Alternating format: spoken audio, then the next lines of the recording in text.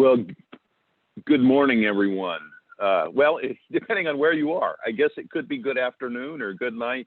I was in a meeting yesterday with somebody in Singapore, and he's actually in tomorrow, which is just sort of a strange thing for the brain. But anyway, it's morning on the West Coast where we are, and want to welcome you. It's great to be here with you and to have this opportunity to really have an important conversation with some wonderful folks. So my name is Mark Roberts, and I'm the Executive Director of the Max Pree Center for Leadership at Fuller Seminary in Southern California. I'm also sort of the program lead, if you will, for our new initiative focusing on the third of life. And we believe and are really discovering that there is a great opportunity to serve and encourage people who are entering this new and challenging and exciting and confusing season of life. And one of the things that I started doing when we were beginning our third work was I started looking for folks that had done good work. Right? Who could I learn from? Where is their wisdom? And so I think I probably now bought about 20 books on aging or retirement or, third calling, whatever. And I just started working through them. And one of the books that I discovered was a book called Third Calling, What Are You Doing with the Rest of Your Life by Richard and Leona Bergstrom.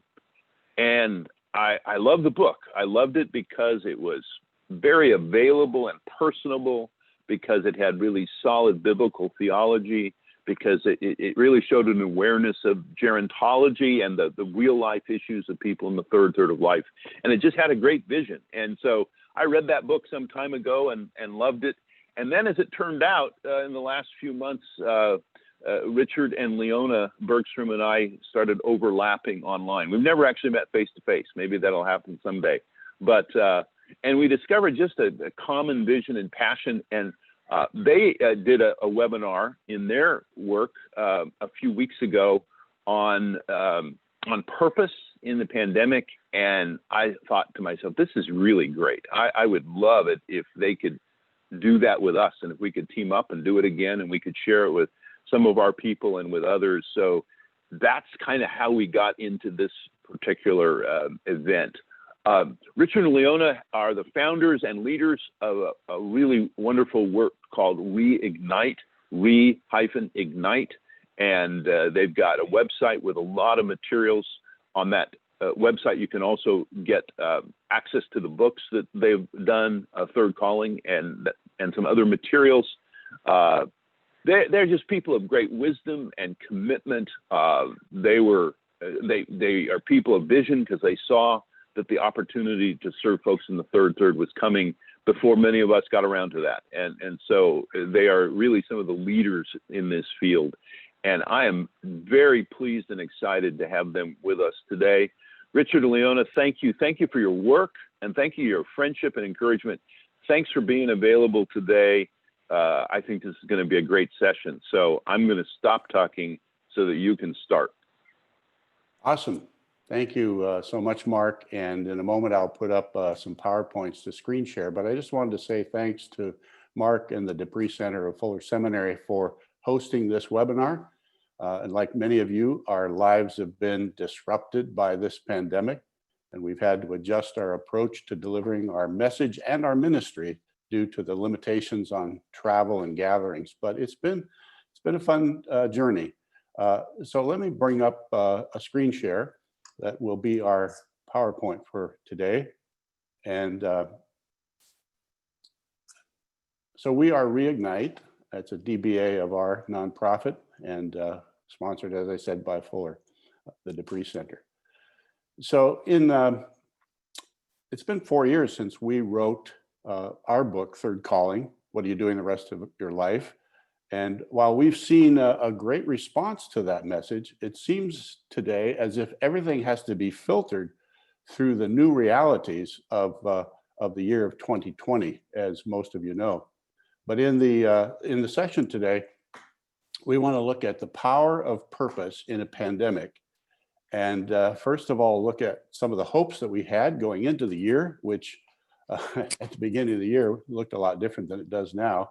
then the impact that the extraordinary events of 2020 had on our lives and on yours, and then how we can discover or perhaps rediscover our purpose in the midst of this pandemic. Our desire for you is that you come away from this session with a renewed sense of hope in your journey. So I'm going to turn it over to Leona to review some of those things about the year 2020. Well, thank you. I want to welcome you as well to this discussion.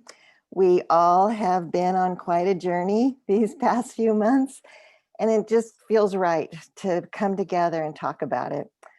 We want to share with you a little bit of our roller coaster ride, and some of which you will relate to as you consider your own experiences. There are many aspects to our pandemic experiences, but it seems like that scramble to re-envision and reestablish our sense of purpose has been probably the most confounding. Our journey, maybe like yours, has been up and down. Sometimes we feel despair. Other times we feel this strong urge to overcome and follow our calling and mission with heightened determination. Well, we began the year in wide-eyed anticipation for what this new year, with that really cool ring to it, 2020, which is fun. We wanted to develop a strategic plan for the year. We had a few public engagements and some ideas for expanding our ministry. Kind of strange though, for some reason we didn't come up with that BHAG, that big, hairy, audacious goal that we always try to do every year. In fact, I called it a SHAG. It seemed like more of a simple, humble, achievable goal. And I didn't realize what an understatement that actually was. In one of our newsletters, Reignite puts out a newsletter every month. It was about May, I think. We wrote an article called, "But We Had Hoped." And of course, we were talking a little bit about those gentlemen on the road to Emmaus who were so full of disappointment and were so disheartened because Jesus was crucified. And they said in the 24:21, "But we had hoped." Well, those words just rang out in our hearts at the beginning of 2020 or later on in the spring, because we too had hoped. We had hoped for all kinds of things. In fact, let me read to you what I wrote. We had plenty of hopes and plans for 2020, and probably like you, they've been thwarted by COVID-19. We'd hoped to speak at retreats and conferences, travel to Europe, hold author events, and continue thinking and thriving in our ministry of Reignite. Nope. All of our events are canceled. Our book sales have declined, and we are not at all sure what the future holds for Reignite. It was a little dismal blog post there. But yeah, the year had gone awry. Let me give you a little background. On January 10th, Richard turned 70. And we celebrated at an Italian restaurant because we were going to go to Italy that year, right? In fact, we have 3 extra Rick Steves Italy guides if any of you need them, because obviously, with no clue what lay ahead, we canceled that. But we did squeeze in a last possible trip to Hawaii the end of February. And the day we returned was the same day that the first person died of COVID-19 at the Life Care Center in Kirkland, Washington. Interestingly, just a few weeks earlier, on a plane to Denver to help my mom move, I sat next to the VP of Life Care Centers. And we had this wonderful conversation. He was a believer, and we talked about elder care and long life and faith and purpose. We were both quite confident and expectant that his business and our ministry would flourish in 2020. We even discussed some possible partnerships. But that week or so later, February 28th, ended the hopes as Life Care Centers across the region experienced devastating outbreaks of COVID. And then within a matter of days, all of us would be sheltered at home. Richard? Thank you, Leona. And at that time, the Earth tilted on its axis. It was an amazing turn of events. And as I watched things unfold at the Life Care Center, I became increasingly uneasy about going back to church the next Sunday. And so on March the 4th, I wrote a blog called "I'm Thinking About Giving Up Church for Lent." Little did I know that by the next Sunday, March 8th, North Shore Community Church, where I had served for 10 years in Kirkland, canceled its services and went exclusively to streaming, which they had fortunately begun some months earlier. But then March Madness was canceled, then the entire NBA season, and everything else fell like dominoes at that point. Someone has said that the events of 2020 were like having the pandemic of 1918, the Great Depression of the 1930s, and the demonstrations of 1968, all within a 3-month period of time. And that was before the storms that ravaged Iowa, the hurricane that leveled much of Louisiana, and the raging fires out west, which are actually still burning to this day. As Marjorie Worrell writes in the April 20 edition of Forbes magazine, while this crisis has tilted our world on its axis, leaving many feeling ungrounded and off kilter, it's not all bad. A lot bad, yes, but not all. So we're going to explore what we mean by that, and Leona's going to share. Well, this picture says it all. Because like all of you, the stay-at-home order, the constant barrage of sad and overwhelming broadcasts, the isolation, the no end in sight reality, well, it was a little bit overwhelming. We ached to hear good news about an ending, but none came.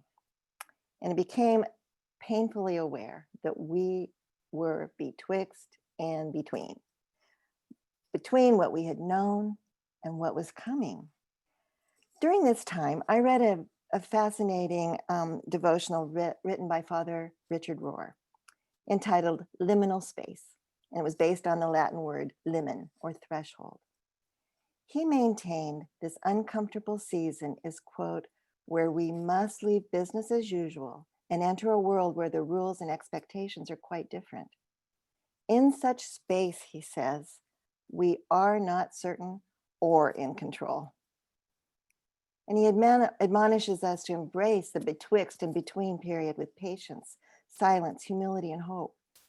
And then he says this, and you see it on the screen, it is a graced time.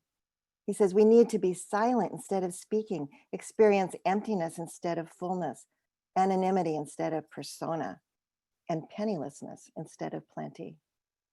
Well, the pandemic forced our lives into an unplanned, and I might add uninvited, interlude, like a pause between two pieces of music. We had to be quiet. We had to reflect and search our hearts and the scriptures to find God. The pandemic had attacked every foundation of our lives. Everything that gave structure, consistency, and meaning was fragmented and uncertain. Family? Nope. Grandparenting visits and hugs? Nope. Church? No. Work? No. Shopping? Nope. Well, maybe, just maybe, betwixt and between isn't all so bad. We adopted a new mantra for 2020. Instead of 2020 vision, we decided on pivot. And we began asking if we could find new ways to do things. If restaurants could pivot from dine-in to takeout, there should be creative ways for us to pivot our lives and our activities to be more risk-free and safe and still be effective. So here's what we did. First, we decided we had to really maintain and improve our physical and our spiritual health. So we took daily walks. We ordered healthy foods to pick up from Safeway. We ate at home more with all good, healthy outcomes. We nourished our spiritual health with connecting through live streaming with our churches that we've been in around the country, which is rather exciting to see. And it was nourishing and surprisingly gratifying and inspiring. And then we dug deep into scripture, and I listed some verses there. I won't read them all, but the meat of each one of them was that God would be present and he would provide and he would lead us through this. And Isaiah 43:19, you have to remember, he said, for I'm about to do something new. And we really clung to that. Second pivot, we decided, well, there's got to be new ways to connect with our families and friends. So like many of you, We clung to technology, including Zoom and FaceTime and all that, and some good old online games like Fibbage and Scrabble Go. We learned how to socially distance some activities, including boat rides on the Puget Sound. And we helped our kids with their school at home experiences by teaching a couple classes in ventriloquism and journalism. And you know what? We prayed even more for our adult kids because they were experiencing some real significant trials and difficulties. Now, the third part of Pivot was our ministry. How are we going to creatively expand it? And this did not come easy because we like to be doing and productive and effective if we can be. We had to be still. We had to cancel all our events and travel and everything that seemed to give us purpose. And we'll talk more about purpose in just a few minutes. But eventually we did utilize technology, and we reached out to ministry peers and nonprofit organization leaders and church leaders and our fellow boomers. And in May, we had a chance to even lead a retreat, which is usually conducted at a retreat center or a church fellowship hall for a weekend. Instead, we did it for 4 weeks, 2 hours a week. It took more time and it took more creativity, but we learned that we had to pivot our ministry.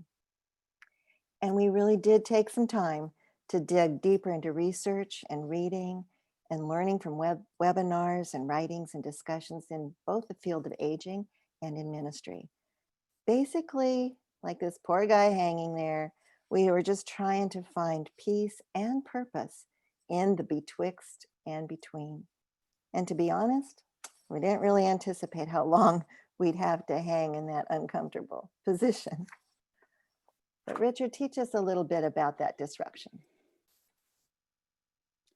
Thank you, Leona. You know, in July of 2020, Dr. Ken Dykewald and Robert Morrison published their book, What Retirees Want, a holistic view of life's third age. And the summary says that in the past decades, retirement was often viewed as a gradual decline and financial contraction. But thanks to increased lifespans and better health care, today's retirees, particularly baby boomers, are experiencing a distinct and rewarding phase of life, ready to explore new activities, new meanings, and new opportunities. That was in January of 2020, you can imagine. Now, Ken Dykewald has been the leading voice in understanding and marketing to the baby boomers for 40 years since publishing his book, Age Wave, which is the same name as his business. And as usual, he paints an optimistic and visionary picture of the road ahead for the boomer generation. But ironically, the book was released to the publisher in mid-January 2020, just as the novel coronavirus was gaining a foothold in the United States. An added note in the introduction acknowledged that in light of the pandemic, everything about our lives is disrupted in the short term and perhaps the long term as well. You know, as I read Dykewald's book, I found myself in what seemed like an alternative universe from the one that he was writing about, which is not to take away from his credibility or the content of the book. It's just that none of us saw this pandemic coming. The images of baby boomer retirees living out the good life, forever young, if you will, and ready for the next adventure seemed like a world away in the midst of this disruptive pandemic.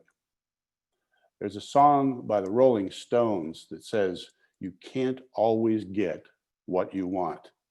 And that seems like an important qualifier to the title, What Retirees Want. The sad truth is that none of us are getting what we wanted or what we expected out of this stage of our lives. Whether you were planning your next travel adventure, volunteering for your favorite nonprofit, attending a Major League Baseball game, or simply enjoying a night out for dinner and to theater, COVID-19 has robbed all of us of life's simplest pleasures. As Leona mentioned, we had hoped to go to Italy in 2020, using our air miles and spend time with our grandchildren, look in our aging mothers in Montana and Colorado, attend church, meet up with friends, go out to eat. But notably, there's a second line in that song that says, But if you try some time, you might just find you get what you need. That song was written in 1969 at the end of the 60s, the tumultuous 60s, and it paints a contrasting view between what we desire and what we actually need. So the underlying tone is actually somewhat optimistic. We've thought that we needed all those things on our want list, but we've also found that we can live without them. So what are our needs during these uncertain times? Well, you know, following the book's publication, Ken Dykewald and his company AgeWave partnered with Edward Jones Financial and the Harris Poll to conduct a nationwide survey to pinpoint the needs of today's retirees. The resulting report, called The 4 Pillars of the New Retirement, is an exceptional report, and we're going to post that on the website for you and in the chat. But it identifies the primary needs of today's retirees. And they are health, family, purpose, and finances. So recognizing and focusing on these 4 pillars may be the key, the report says, to adjusting to retired life in today's new normal. So health is essential or foundational, they say, to all other aspects of retirement. There's a lot more detail in the report. I encourage you to look at it. Family is the second pillar, and it says retirees consistently say family is their greatest source of satisfaction, support, joy, and even purpose. And then purpose stands alone as its own pillar here, which I think is interesting for our discussion today. It says retirees with a strong sense of purpose are happier, healthier, more active, and socially engaged, and they live longer. So we find it significant for our conversation today that the report identified the need for a sense of purpose as one of these 4 pillars. In fact, it may be the most important of the 4 pillars, or even foundational to the other 3. As Mark Friedman, CEO of Encore, suggests in this report, purpose is feeling like the world needs you as much as you need it, and that you have something to contribute and that you still matter. That's Mark Friedman of Encore.org. The report goes on to suggest that purpose takes different forms, but the most important include these 3 elements: giving, or finding ways to contribute to the community and put knowledge, skill, and experience to work, making a difference in the lives of others; growing, or trying new things, developing new abilities, meeting personal goals, intellectual, artistic, and athletic; or deepening spirituality and a sense of self. And then enjoying, or spending time alone or with family and friends, doing things that provide meaning and pleasure, recreation, hobbies, work, travel, entertainment, and get-togethers. Now, to give full credit to the report, this is at edwardjones.com, New Retirement. And so much of what I'm reflecting here is from that report. The important thing for retirees is to have a strong sense of purpose, activities to anticipate, and energizing reasons to get out of bed in the morning and give meaning to each day. For a number of years, as we've done retreats around the country, in fact, we've said, you know, if you have a pulse, you have a purpose. But that has seemed rather trivial in light of these pandemic days. The fact is, today's retirees have a good deal of leisure time on their hands, and that they can use that to either indulge themselves, watching an average of 48 hours of TV a week, or they can invest their days in giving back to others by volunteering in their communities.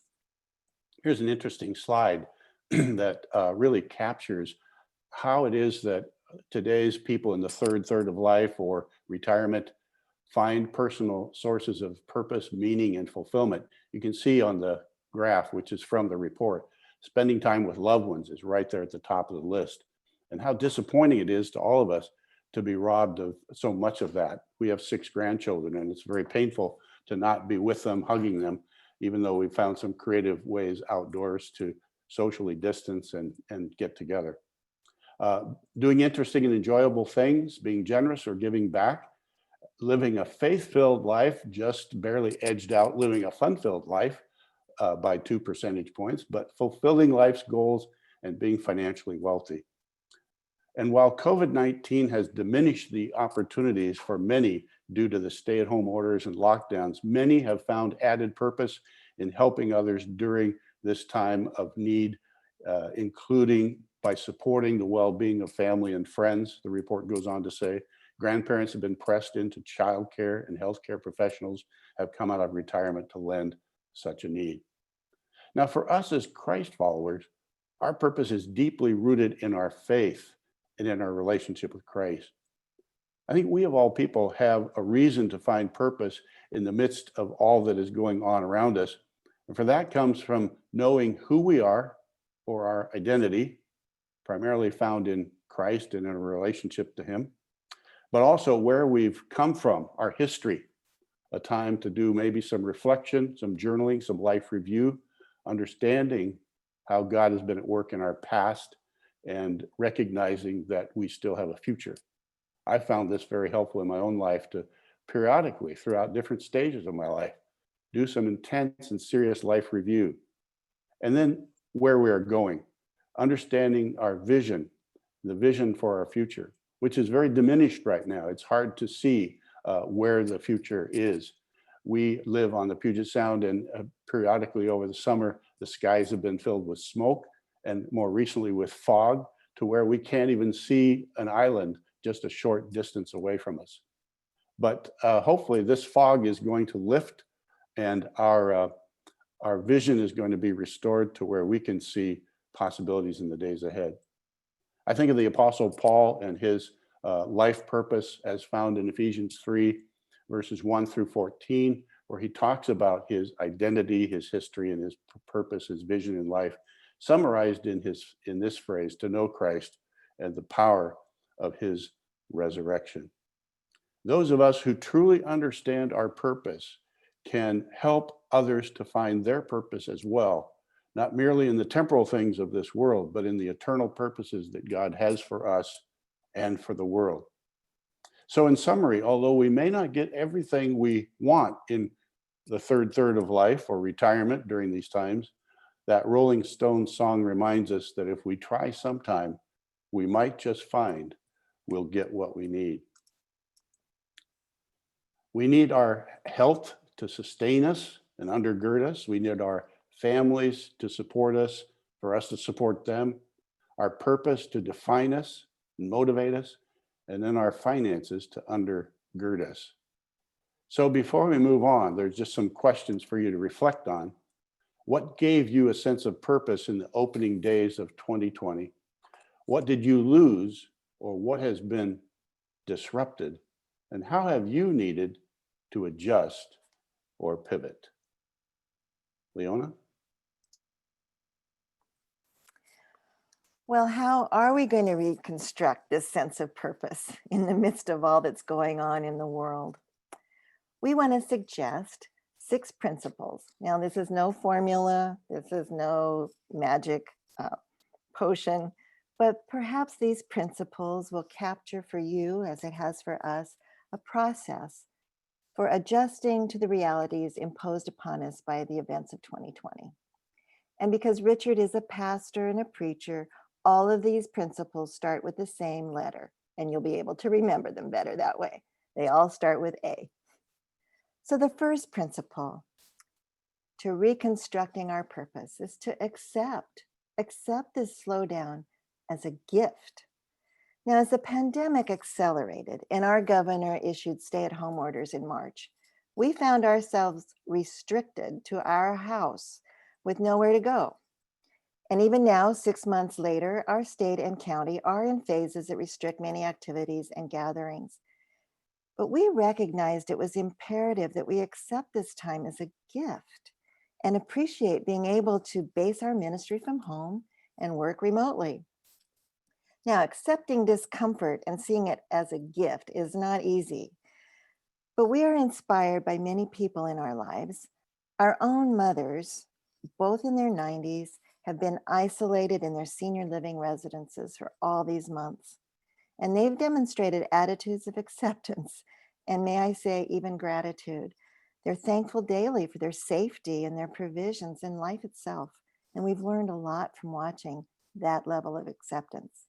We also learn from our grandchildren who are adapting to remote learning situations rather than being in real life school.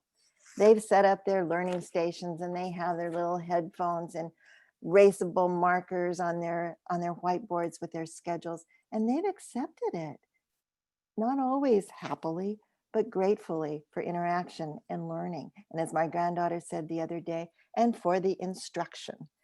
So we learn from them. We've been impressed with church leaders and the way they've adapted services and created ways to support their parishioners. And daily, we really do find wisdom in that serenity prayer. God, grant me the serenity to accept the things I cannot change, courage to change the things I can, and the wisdom to know the difference. Accepting this slowdown as a gift is critical. Again, quoting Margie Worrell, she said this, quote, "The gift of this crisis is that it has pulled us, albeit shockingly, out of the hurly-burly of our lives. It simultaneously gifted us with precious time to pause, recalibrate our ideas of success and what it means to live a meaningful life. So 1, accept the slowdown as a gift. 2, I think we need to acknowledge the things we have lost. Every single one of us has experienced loss during this pandemic, and it hurts. As we move forward, we need to acknowledge the impact that grief has on our life.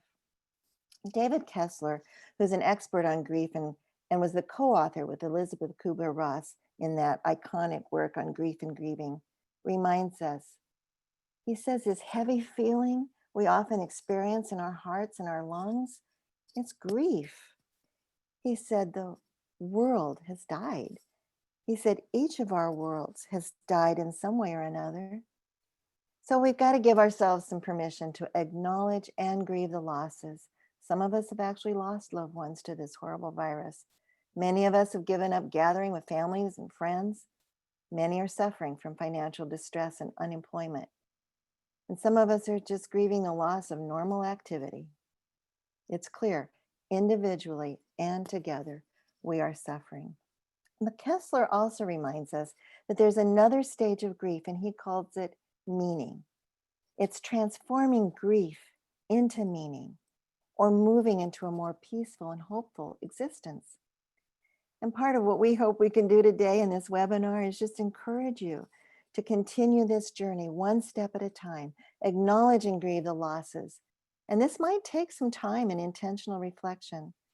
But as we move on, we need to look at new ways to reinvest our lives, to integrate the pain into the entire story of our lives that God is meticulously weaving. We need to repair the damage, reconstruct the foundation of our lives, and reignite our purpose and calling.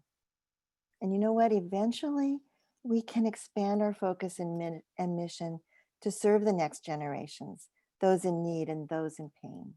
We will need to transform grief into meaning and experience the power of purpose. Third, affirm those things that you value. Now, in grieving, we do become acutely aware of what really matters to us. And so defining one's values is basic to understanding purpose. And if you're truly to experience the power of purpose, even in a time of pandemic, you've got to affirm and celebrate those things that matter most to you, those things that you cherish. And may I again quote Margie Worrell. She says, quote, "Living purposely requires constantly resetting our attention on the things that matter most." Yet, ironically enough, the things that matter most are rarely seen. They're the values upon which we build our lives. They are the attributes of the person we aspire to be. They are the mark that in our heart of hearts, we feel most called to make. So for us, we affirmed that relationships were high on our value list, whether with family or with friends. We value our faith and gathering with our community of faith.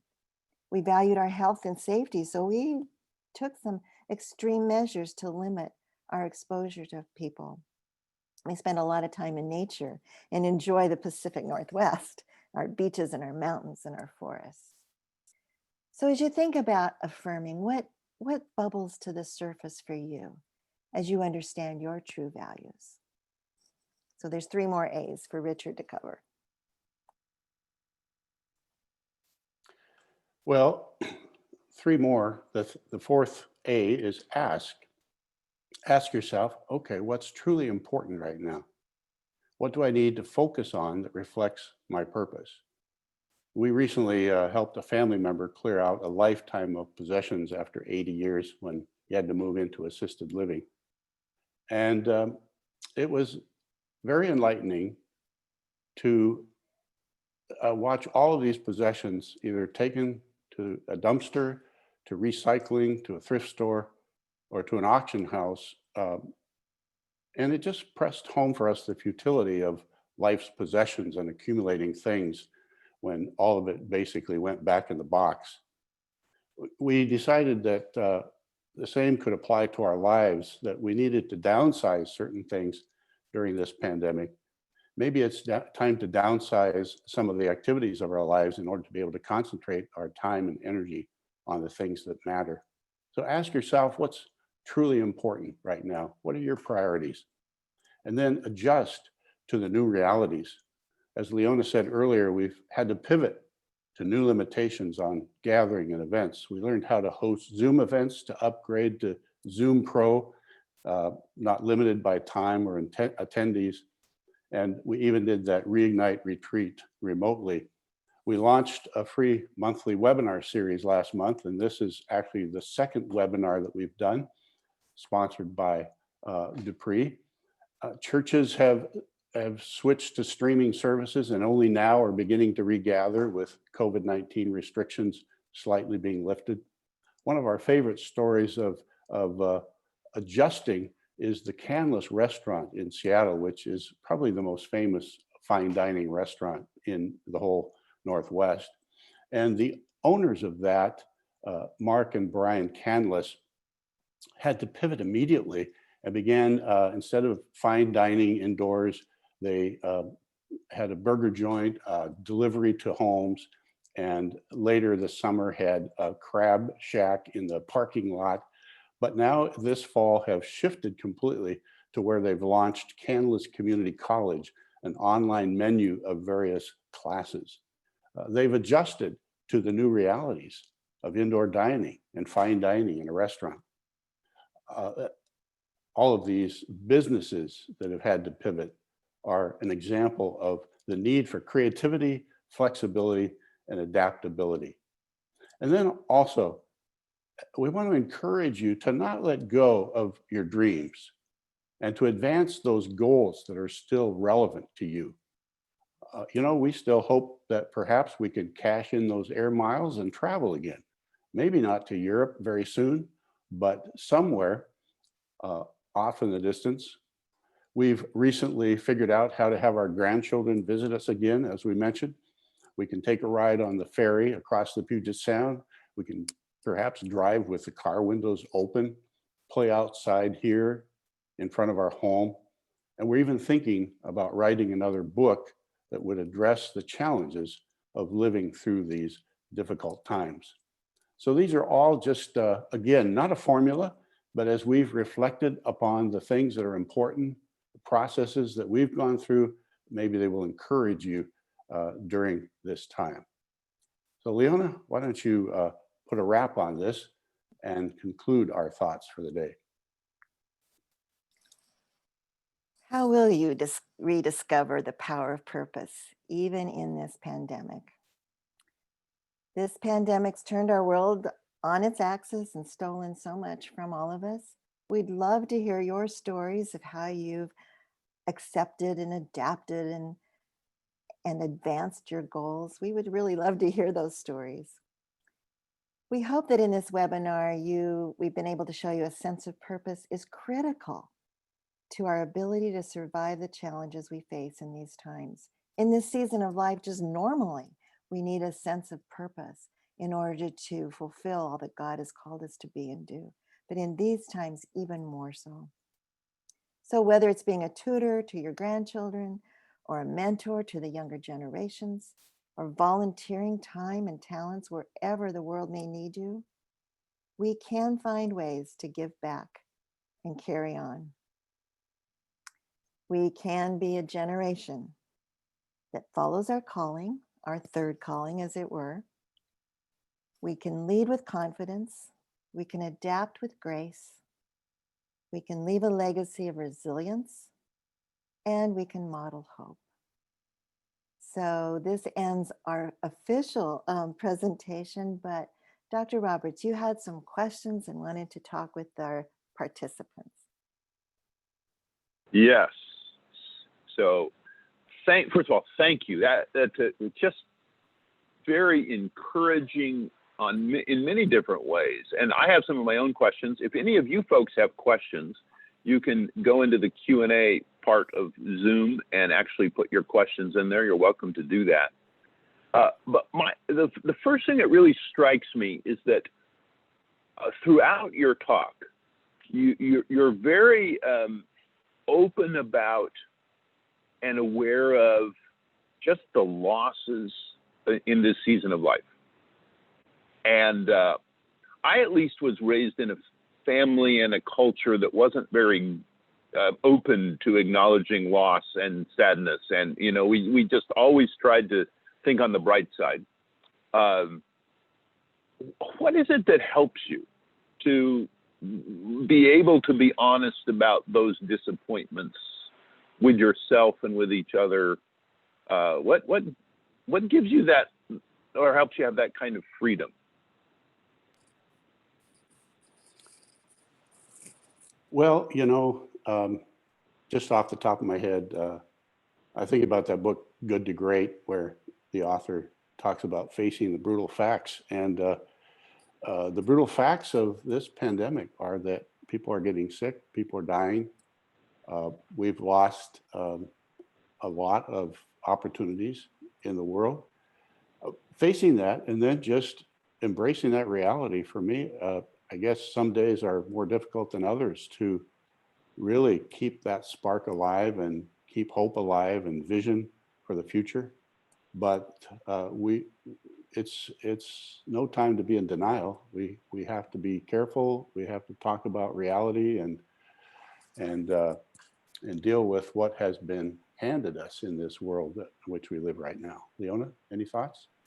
Well, you churchmen will remember the book and the author, and I can't remember it at the moment, but a long time ago when we were studying churches, there was this illustration of new wine, and that we weren't to be in community like billiard balls hitting off each other and being tough, and we were to be more like grapes and connecting and mushing and making a new wine.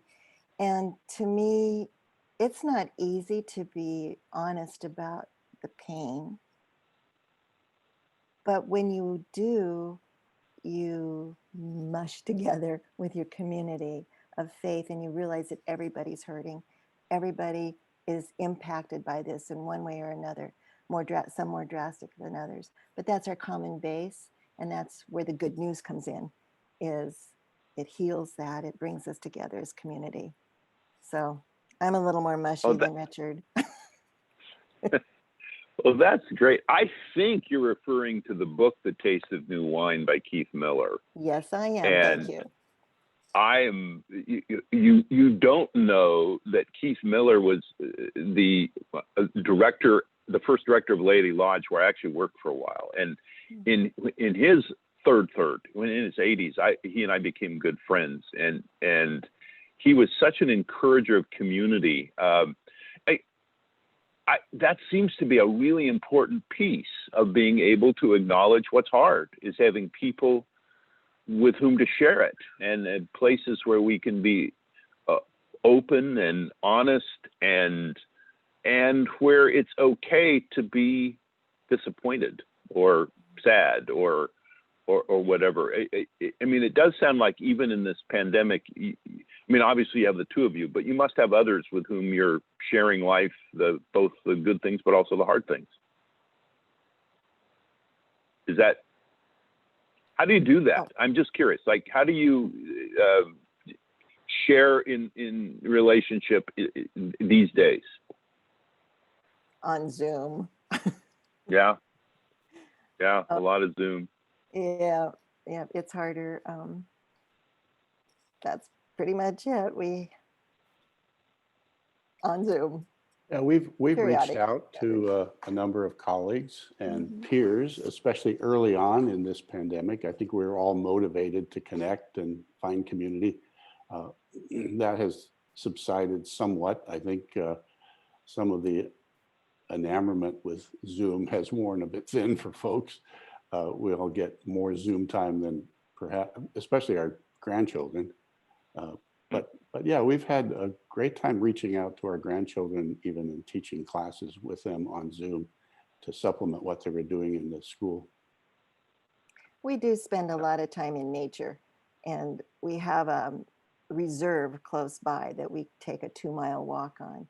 And we have been able to have friends walk on that with us. And there's something about nature and beaches or the woods that makes us all, I don't know, children of God and in his creation. Well, it certainly helps. And as you know, there increasingly the scientific evidence is that if you are carefully distanced and outside, that's really pretty safe. There's in fact, there's a fascinating, I don't have the link right, but there's a fascinating interview recently of a epidemiologist from Harvard who was studying this stuff. And she one of the things she pointed out is that you're 20 times more likely to get the coronavirus inside than outside. And so she was strongly encouraging kind of the thing you just mentioned. You can be with people, but make sure you're distanced and be outside. Now, that it's going to be a little tougher in the winter in some parts of our country, but it's still a really important encouragement she was saying it's really important for us to pay attention to our social needs, even as we are taking very seriously the need to socially distance and be careful and wise in the pandemic. So I just found that to be an encouragement to be creative, because as you said, I mean, part of what enables us to carry on and deal with the losses and the disappointments is the community we have around us, and that's good. Before we sign off, we'll sign off just here in a couple minutes. I'd like to give you an opportunity, if you'd like to say just a few words about, you have a couple of books up on your website, and I'd love for folk to know just real briefly what those are about in case they're interested, because I've seen them and I think they're worthwhile. So do you want to say a word or two about each of your books? Go ahead, Leona. Well, we have Third Calling, What Are You Doing the Rest of Your Life? And that was just a really important book for us to write, to be able to share our conviction that God isn't done with us at a certain age.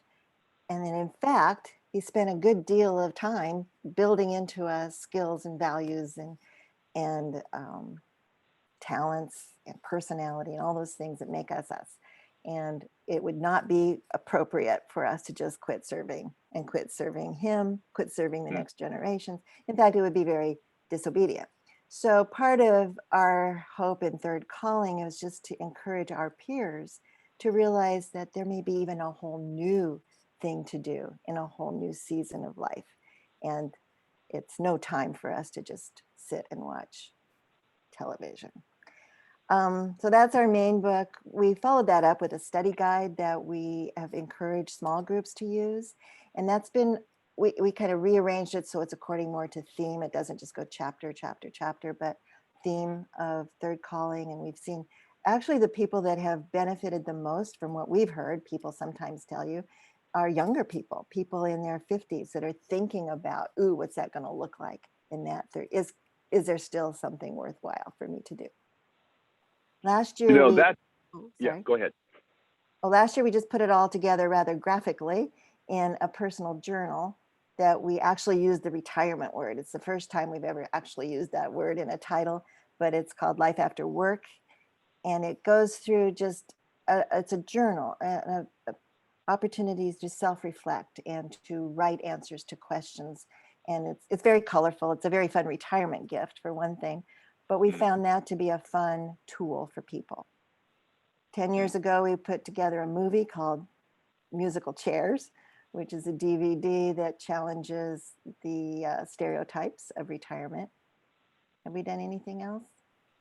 Well, 20 years ago, we actually self-published a book on senior adult programming in the local church called Amazing Grays, Unleashing the Power of Age in Your Congregation. And we did some seminars around the country, and that led to an opportunity nationally with our denomination and locally in a local church to lead second half ministries. But as this boomer wave has crested upon society and the culture, we found that we needed to take a more personal approach to addressing the needs and aspirations of the boomer generation, which is why we wrote Third Calling. What are you doing the rest of your life? And there's a great story behind that song. It's a Barbara Streisand song. And Leona didn't get a chance to tell that whole story today, but it's a fun story about our engagement. It's in the book. But the Reignite retreats have really been our signature event. And we did tape it all before all this pandemic, interestingly, and put it online as an online course. So you can go to the retreat on your own. And we do miss those. We miss those interactions with people. But well, thanks for filling us in. I just want to make sure folks know some of what you folks have put together. And as you just mentioned, you've really been at this for a long time. You were serving folk in the second half, which included the third. And, I so appreciate the wisdom and the foresight and the resources you have together. As we wrap up, let me say, by the way, I put in the chat the link to that, the podcast I mentioned, the Harvard epidemiologist. I thought it was a fascinating, really smart person up on the science talking about it in a way that was really helpful. And, as most of us know, there actually been some encouraging stories out this week about treatments for coronavirus and vaccines that are coming. And it kind of looks like we've got a good 6 months left. And, that's better than 1 year or 2 years. But anyway, I put that up in case you're interested in that. And we've got the links to Reignite and different materials there. So if just for you as you're watching this, you might find those to be very helpful. I'd certainly recommend them. Also, as Leona mentioned, community matters. And if you've got some folks you can work through this material with, some folks in your church, your friendship group, your, book club, whatever it is, there are lots of opportunities and places. It really does seem like we need to be working through this together.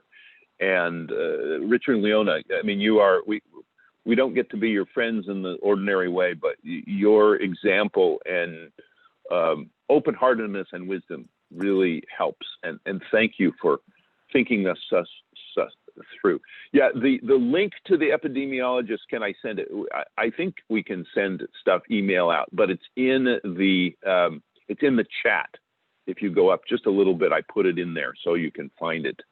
But otherwise, I think I'd like to just, if I may, close in a word of prayer, and then we will sign off. Richard and Leona, anything else you want to add before I pray? No, just thanks so much for having us, and it's been a pleasure. Well, thank you. It's great, and you've been, it's really, as we in the Pree Center are really getting going with our third work. You have been both great encouragers and now great contributors and partners. So thank you for that. So let me pray briefly, and then we'll be done. So gracious God, thank you for this time. Thank you for Richard and Leona for their wisdom and their vision. Thanks for their willingness to share this with us today. Thanks for the things they've written and the things they've done. Continue, we pray, to bless their work. And Lord, help us as we are in or transitioning in the third of life to discover purpose that comes from you. May we live for your praise and your glory in all that we do, as we are guided by you and filled with your spirit and part of your community. So again, we thank you for this time that we've had together today. And we pray all this in Christ's name. Amen. Amen. Thank you. Thanks, everyone. Blessings to you all.